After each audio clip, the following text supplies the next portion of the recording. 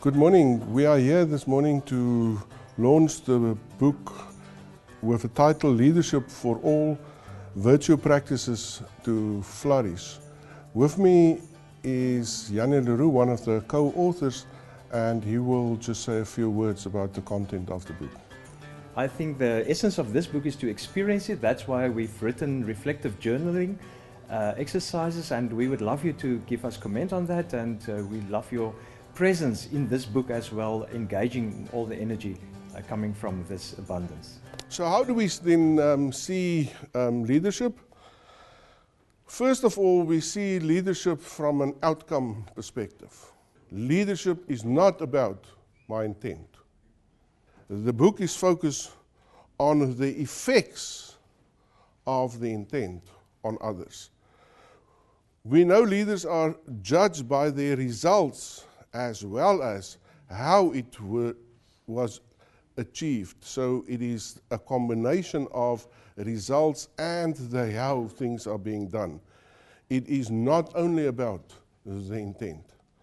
So leadership is a capability to influence positively, and that you would see that that is a recurring theme in the structures that we use. To impact situations and people in a positive way, to make a difference, and of course to enhance that circle of influence of both the leader and the followers. Secondly, leadership exerts their influence and power in such a way that they impact the status quo and others in a positive way. Leadership is a team activity, so leadership always happens in the context of others, working with others, where mutual influencing between the leaders and the followers create outcomes that no individual could have achieved on his own. And the core activity that leaders perform is to use their voice, their presence, and their power ethically within moral boundaries to energize themselves and to energize other people, or to mobilize and enroll other people. The first construct then is this concept about leadership is about finding my unique, authentic voice. We as human beings only have our voice to interact with. So the question then for leaders is, what are we talking about? The second construct is that leadership, we make a difference through our presence. And then thirdly, we are saying that at the heart of leadership, as the essence of leadership, is how we deal with power. We all have earned and unearned powers. And the question is, how do we use this? And the premise of this book is 100% in the following paradigm. I always use my power for the benefit of others. That's why I have it. And I use that to make others powerful. Leadership involves using my voice, my power, with moral responsibility and moral boundaries. In our country, that moral boundary is our constitution. That is bounding us. And in organizations, our value systems are bounding that. And as an individual, it is my own moral compass that is guiding me. The chapters that we then cover, we give an overview of the leadership literature. We are arguing the fact why reflective learning is the most appropriate way of learning for adults. Then we have an introductory chapter to how do you use these reflective rituals, and we actually have 4 as the starting base. And then we've clustered these rituals into a cognitive and knowledge competence cluster, a social and attitude competence cluster, and a personal and emotional cluster. and then there's a final chapter that's on the integration.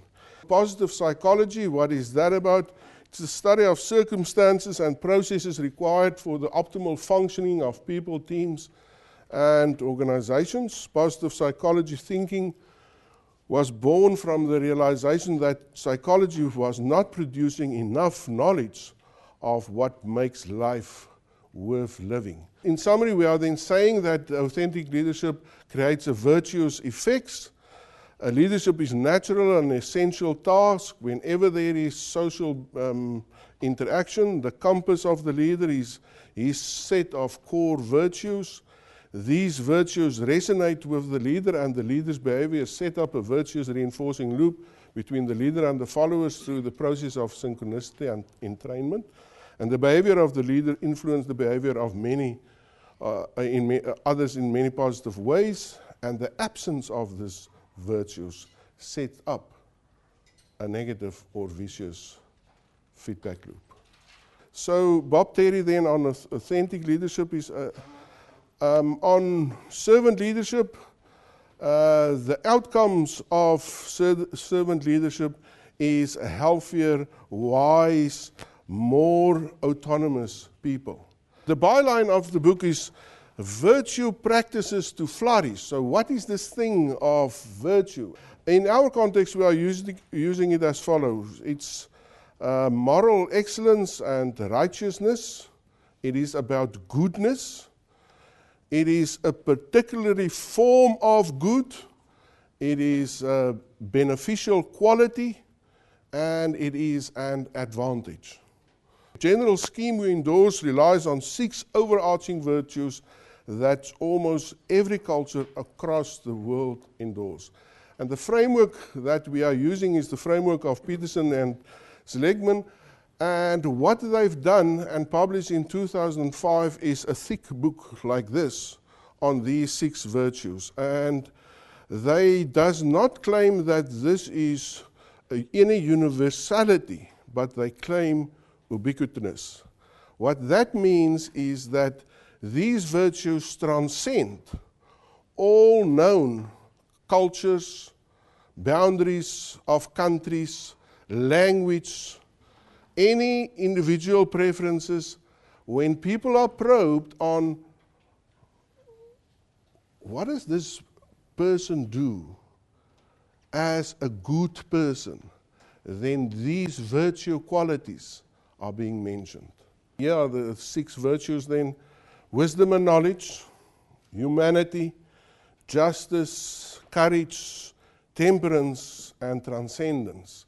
We grew up with the mindset that to live a virtuous life is difficult, and it's only reserved for a few moral geniuses. Something that happens after a lifetime of striving, essentially impossible for normal human beings who are worried about the next down payment on the car or the kids' braces. This non-virtuous view has been given the lie by recent insights on our human heritage. And one of the authors in that book, Solms, he showed that in our humanity and in our roots, virtuous behavior is the most basic instinct we all possess. He says, we as people are compelled to act in ways that makes us feel good. And where does it comes from? It comes from an ancient part of our brain. We're not working on that 6 virtues levels. We are working on 24 meta-competencies. So those virtues are linked to 24 competencies. For each of those competencies, we've developed 4 reflective routines with 4 additional, and that gives you 101 reflective routines. Dave Snowden, a systems thinker, is saying the following: the principle of descriptive self-awareness says that people benefit more from describing themselves to themselves than from having themselves described by others.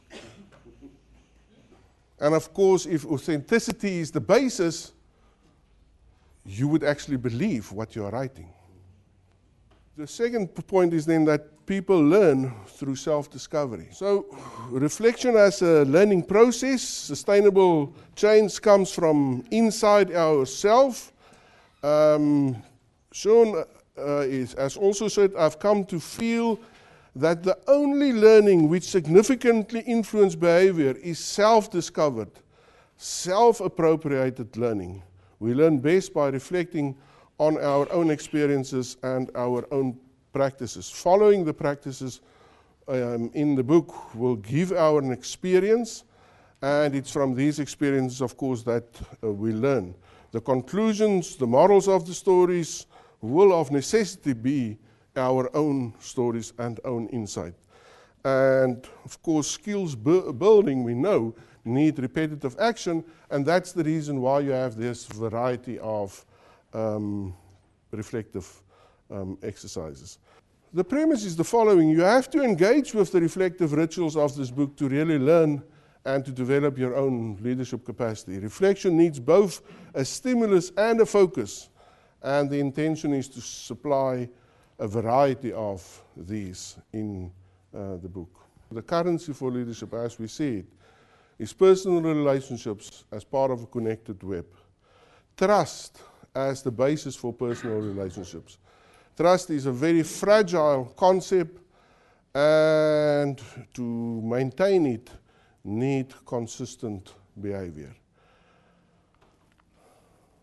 Then secondly, the scarce resource of this century is not oil, but is energy, human energy.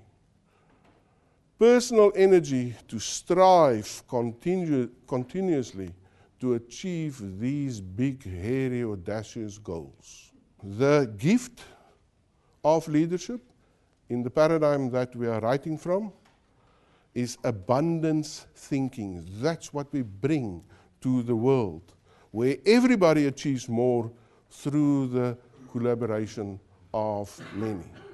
Leaders come in all shapes and sizes. And it's not really the shape and the size that makes the difference.